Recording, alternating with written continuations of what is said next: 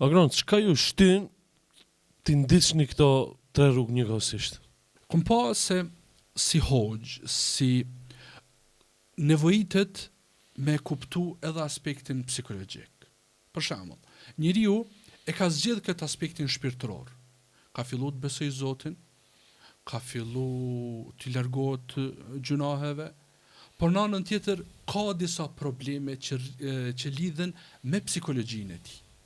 Për shembull, ka frikë me fol para publikut. Ka ankth, ka depresion, ka traumë të fëmirisë, diçka që e pakëndshme që i ka ndodhur, edhe ajo është pengesë. Ajo është mundu me shëru me çështje fetare, por çështja nuk e ka fetare. Edhe shpesh herë ka ndodhur këtu dhe i kanë përzi.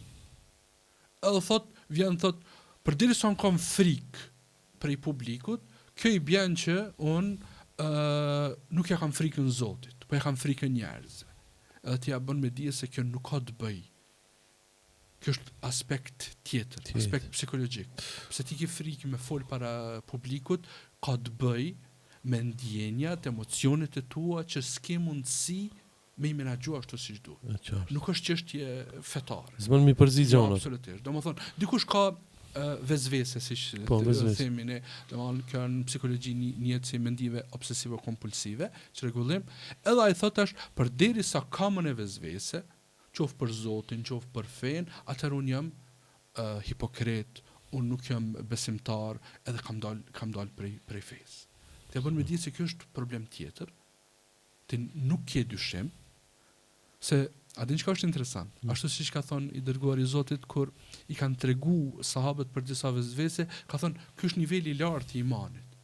Kështu që një njeri që ka vezvese për diçka, ka për arsye se është shumë e rëndësishme për të. Për shembull, nëse dikush ka vezvese për pastërti, ai është argument që është shumë i pastër. Po nëse mos ta kish dert pastërtinë, s'kish pas vezvese. A ka dert pastërtina automekaniku që rrin edhe punon me vajna, se ka problem. Edhe a ka vezvese një jo besimtar që është në besimit? Jo, se ka dikush që e ka besimin primar, ai. Qartë. Kështu që do të thonë vlerësohet vezvesja në këtë rast. Po, normal. E kështu që në një farë mënyre. Ja rregullon ti të menduarit që është në kësaj mendum të gabum, ose depresioni është asisoj që çdo sen e shen negativisht. Është sikurse me vendos ato syzat e zeza, edhe çdo sen me pa ze, edhe në të kaluamën qoftë se ka pas diçka të mirë, nuk ishte. Kështu që unë besoj edhe mendoj që çdo hoxh do të një edhe psikologji. Po jo vetëm çdo hoxh, po edhe çdo politikan, çdo njeri që ka punë me njerëz, për arsye se njerëzit janë individ. Nuk janë copy-paste njerëzit. Ata që kanë linë në 85-ën nuk janë gjithë njëjtë.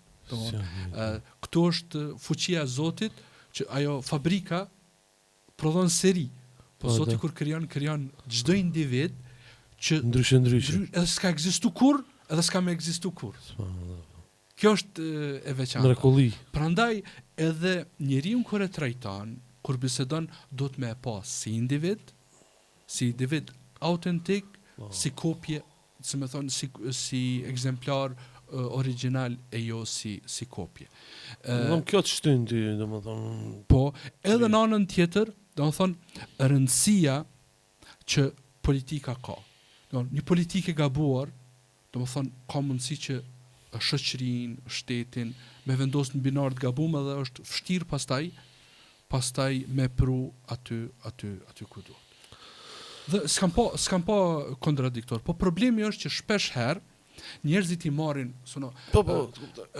shembujt e gabum ose modelet e gabume, edhe mendojnë që kjo është psikologji. Për shembull, i marrin disa mendime të Freudit, për shembull, që Freudi ka të kompleksin e Edipit edhe kompleksin e Elektrës, që mendon tash çdo mashkull para mendon me pas marrëdhënie me nanën e tij, ose çdo femën para mendon me pas marrëdhënie me babain.